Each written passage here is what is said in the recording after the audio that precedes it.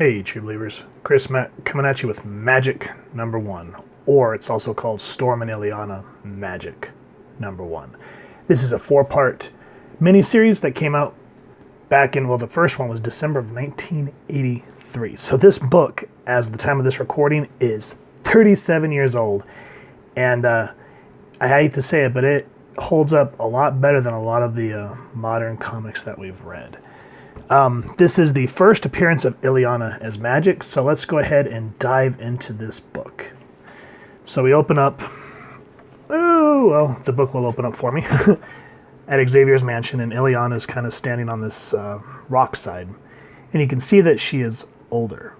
So for those of you that seen Magik and kind of enjoy Illyana being Magik, this book explains how she went from being a little girl in giant-size X-Men to being the teenager that she was during the New Mutants era. And so this kind of happens after the whole Limbo incident.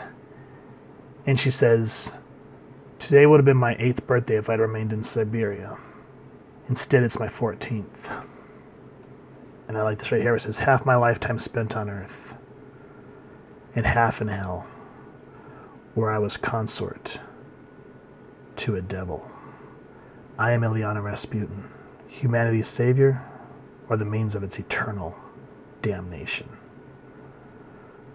That's how you start a book, because it's just like, what's going on here? What does this amulet mean? And before we can get any answers, we turn the page to this gorgeous splash page. And this book is called Little Girl Lost. And we see 2 storms. We see the X-Men fighting to get out of Limbo here. And oh man, just beautiful work. Speaking of which, the people that are responsible for this book is Chris Claremont writing, John Buscema layouts, Tom Palmer finisher, Tom Orzanowski doing the lettering, Glynis Wine colorist, Louise Jones, which is Louise Simonson, I believe, editor, and then Jim Shooter, editor-in-chief. So, boom, all-star heavy hitter cast on this book, guys. And you can just see it in the dynamicness of the splash page. You don't get to see stuff like this anymore. So whenever I go back to these older books, it's just a treat to see this. And now, one thing that I do want to mention is this series takes place relatively directly after Uncanny X-Men 160, where we see Illyana get sent to Limbo, and Belasco and Sim take her, and then all of a sudden she comes back and she's older. This is what happens during that time. So I appreciate that Claremont took the time to make this mini-series so that we can kind of see what happened while she was in Limbo. So the X-Men get free, but Illyana gets stuck. You see Kitty trying to save her, Belasco taking her. And as you notice in the page before, there were 2 storms. So you're just like, why are there 2 storms? Well, let's put a pin in that and we'll get into it in a second. And this is where we see Belasco actually corrupt her soul and make it part demon. And I like the way the art team takes it, and we see her as she's supposed to be and how he ages her up. And she says, "Belasco laughs, and I join him." So now we kind of see this creepy Illyana image. But before anything else can happen, we see this character come out of the pits. Her name's Kat, and she's trying to fight Belasco, but it seems like every time she gets close to him, he eludes her. And we end up in this Storm's Sanctum Sanctorum, because at this point she's a witch.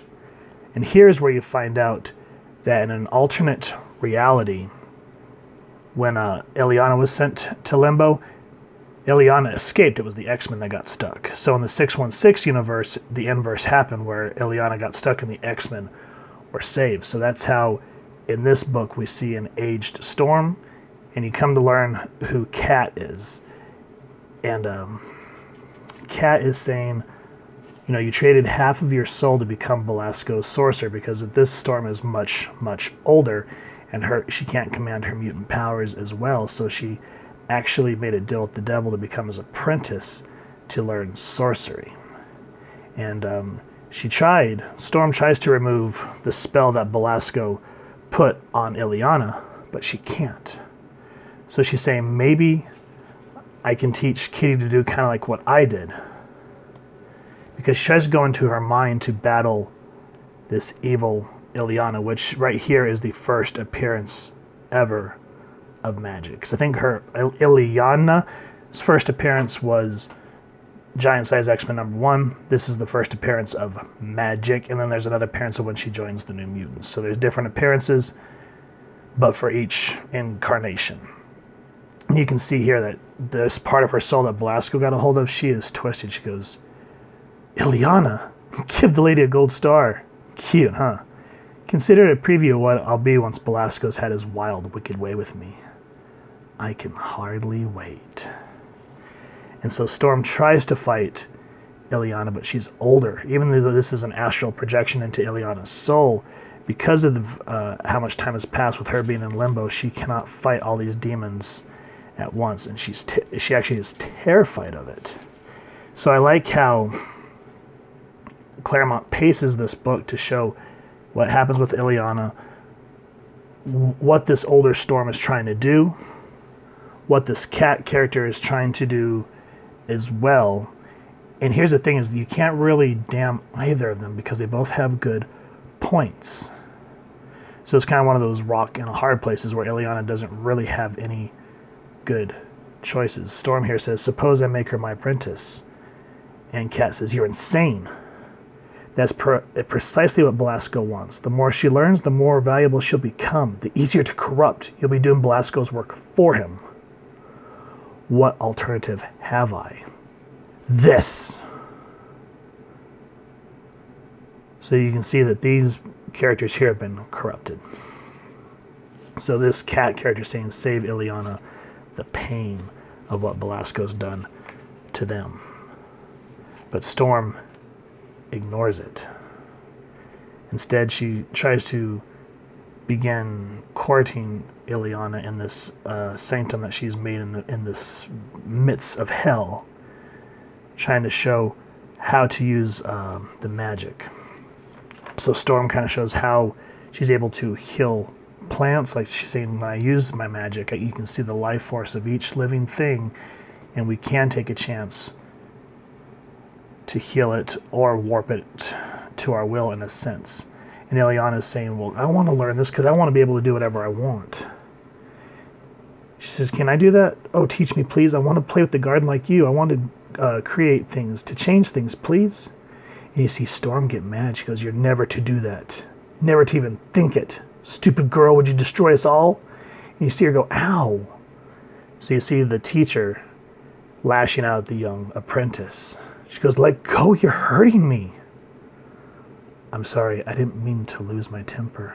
I'm very tired. It made me thoughtless. Belasco never hurt me. He gave me a present. He said he loved me. So, wolf in sheep's clothing type thing where Belasco's using niceties to try to court her to his side. As we get past the ads, because, yeah. So this Cat character offers a different route than what Aurora's trying to teach Illyana. And she goes, I don't want to stay. Please take me home. And because of this path that Illyana decides to go with this Cat character, yeah, it begins to cause some issues. So yeah, guys, as you can see, the dynamicness of the panels, the gorgeous work in the coloring, like no panels feel flat and boring. Each one has a reason for being there. The dialogue, well, we all know that Claremont can get wordy, but he has a reason for it. There's a reason for it instead of just feeling like it's in your face. And I mean, look at the work. This looks like something you'd see like in Heavy Metal magazine. And this was Marvel Comics circa 1983. You do not see this type of gorgeous artwork very often anymore, unless it's like on a cover. But when you start reading the book, how all the panels get to be very flat and boring. I miss when it was the whoever was doing the artwork of the book was also doing the cover so that you knew what you were in store for inside the book. And I miss that. Absolutely amazing book in my opinion. Gorgeous to look at. Great to read. There's stakes, there's drama, there's heartfelt moments, everything that you want to see in a book. And we're following this kind of hero arc of Illyana. So again, everything that you want from a story. So if you guys have enjoyed what you've seen here, please first and foremost support your local comic shop. Speaking of which, I want to give a shout out to Chris, I believe his name was, that hooked me up with this book. If I'm sorry, forgive me, I haven't had enough coffee this morning, but I really appreciate you hooking me up with this. So yeah, please support your local comic shop if you can, because you know they always have some nice little diamonds in the rough like this laying about if you just go hunting through some long boxes. And if you've enjoyed this review, we really would appreciate it if you take a moment to hit like, share, and subscribe. Helps the club channel more than you could possibly know. And if you wouldn't mind hitting that fancy little X bell next to subscribe, that way as we continue to upload content, you guys will get notified.